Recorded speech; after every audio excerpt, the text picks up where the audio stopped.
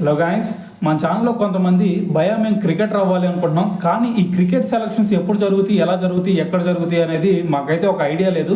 So మరి దీని గురించి ఒక వీడియో చేయని చెప్పేసి కొంతమంది అయితే అడుగుతూ ఉన్నారు.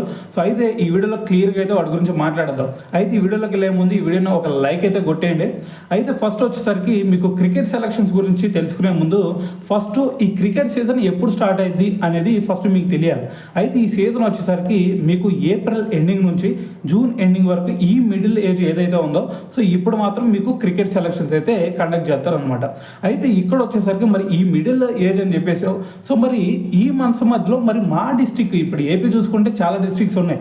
మరి మా డిస్టిక్ సంబంధించి సెలక్షన్స్ ఎప్పుడు జరుగుతాయి భయ్యా అనేది తెలుసుకోవాలి అని అనుకుంటే మీరు చేయాల్సిందల్లా ఒకే ఒక పని, అదేంటంటే ఫస్ట్ డైలీ కూడా మీ డిస్టిక్ ఏదైతే ఉండిద్దో ఆ డిస్టిక్ సంబంధించి డిస్టిక్ పేపర్ అయితే ప్రతిరోజు ఫాలో అవ్వాల్సిందే.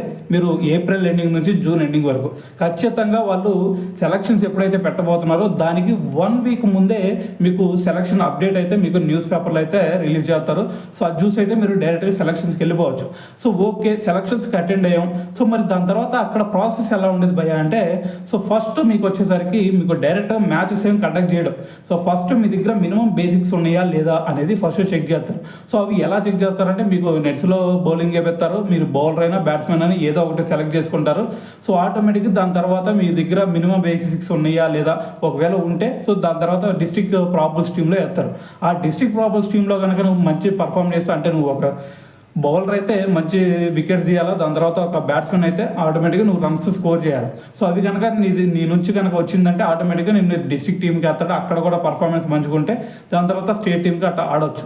సో ఇదంతా ఓకే భయ్యా. సో మరి డిస్ట్రిక్ట్ మేము సెలక్షన్స్కి అటెండ్ అయ్యాం, అక్కడ పర్ఫార్మెన్స్ సరిగ్గా ఇవ్వలేదు. సో మరి ఇక్కడతో మరి 1 ఇయర్ మాది వేస్ట్ అయినట్టేనా అంటే సో ఇక్కడ ఓన్లీ డిస్ట్రిక్ట్ నుంచి మాత్రమే కాదు, నువ్వు క్రికెటర్ అవ్వాలి అంటే ఉన్న ఛాన్సెస్. సో నువ్వు కనుక క్రికెటర్ అవ్వాలి అంటే ఫస్ట్ నీకు ఇనిషియల్గా ఫస్ట్ ఛాన్స్ వచ్చేసరికి ఈ డిస్ట్రిక్ట్ నుంచి నువ్వు వెళ్ళొచ్చు.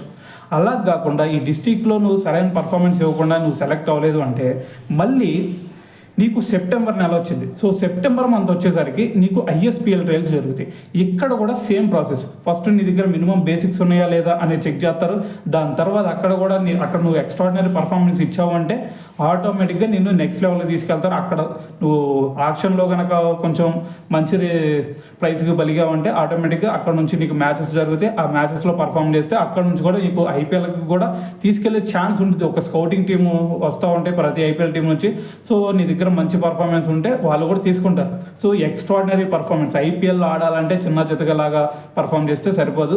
సో ఎక్స్ట్రాడినరీ పర్ఫార్మెన్స్ ఉంటే మాత్రమే ఈ ఐఎస్పిఎల్ ట్రయల్స్ అయినా ఏవైనా సరే నిన్ను స్కౌటింగ్ టీమ్స్ తీసుకెళ్ళేది. ఇది మాత్రం గుర్తుపెట్టుకో.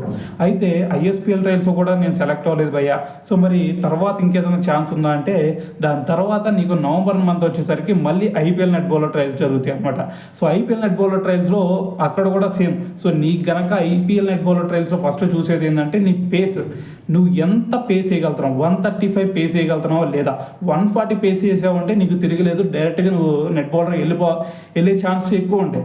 సో మరి ఇక్కడ కూడా నాకు 135 పడలేదు భయ్యా, మరి ఏం చేయాలి అంటే సో మళ్ళీ నీకు ఈ మిడిల్ గ్యాప్ ఉంటుంది. నవంబర్లో నీకు ఐపీఎల్ నెట్ బౌలర్ ట్రయల్స్ జరిగితే దాని తర్వాత మళ్ళీ జనవరి ఫిబ్రవరి ఆ టైం వచ్చేసరికి మళ్ళీ నీకు ఎంఆర్ఎఫ్ పేస్ ఫౌండేషన్ ట్రయల్స్ జరుగుతాయి. సో ఈ ఇయర్ మాత్రం కండక్ట్ చేయలేదు, కానీ లాస్ట్ ఇయర్ కండక్ట్ చేశారు. సో ఇప్పుడు ఎందుకు కండక్ట్ చేయలేదంటే వాటికి కొన్ని రీజన్స్ ఉన్నాయి. సో వాటి గురించి తర్వాత మాట్లాడదాం. అయితే మరి ఎంఆర్ఎఫ్ పేస్ ఫౌండేషన్ ట్రయల్స్లో కనుక అది వచ్చేసరికి జనవరి ఫిబ్రవరి ఆ టైంలో నీకు ఎంఆర్ఎఫ్ పేస్ ఫౌండేషన్ ట్రయల్స్ అయితే జరుగుతాయి.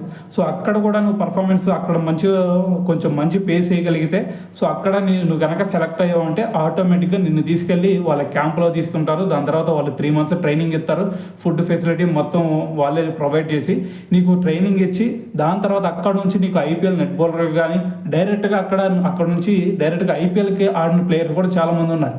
సో ఈ విధంగా అయితే నీకు ఛాన్సెస్ అయితే ఉంటాయి. సో మొత్తం వచ్చేసరికి నీకు 1 ఇయర్కి వచ్చేసరికి మొత్తం 4 ఛాన్సులు అయితే ఉంటాయి. సో ఈ 4 ఛాన్స్లో ఏదో ఒక్క చోటైనా సరే నిన్ను నువ్వు ప్రూవ్ చేసుకోగలిగితే ఆటోమేటిక్గా నువ్వు ఐపీఎల్లో కానీ సో లేదంటే నీ స్టేట్ క్రికెట్ అసోసియేషన్కి రిప్రజెంట్ చేయడం కానీ సో నీకైతే పాసిబుల్ అయింది. సో ఇవన్నమాట. సో క్రికెట్ సెలక్షన్స్ ఎప్పుడు జరుగుతాయి అనేది కనుక మీకు తెలుసుకోవాలంటే ఈ వీడియోని ఫుల్గా అయితే చూసేయండి. అయితే మరి ఇదంతా పక్కన పెడితే మరి ఇదంతా మేము చేయలేం భయ్యా, మాకు అంత టైం లేదు భయ్యా అని చెప్పేసి మీరు కనుక అనుకుంటే సో నేను చెప్పేది ఒకే ఒక సజెషన్ ఏంటంటే మన ఛానల్ అయితే ఫాలో అవ్వండి. ఎప్పుడు ఎక్కడ ఏ సెలక్షన్స్ జరిగినా ఓవరాల్ ఇండియా మొత్తంలో ఎక్కడ సెలక్షన్స్ జరిగినా కూడా సో మన ఛానల్ అయితే అప్లోడ్ చేస్తాం. సో మీకు క్రికెట్ సెలక్షన్స్కి అటెండ్ అవ్వాలి అనుకుంటే మన ఛానల్ అయితే ఫాలో చేయండి.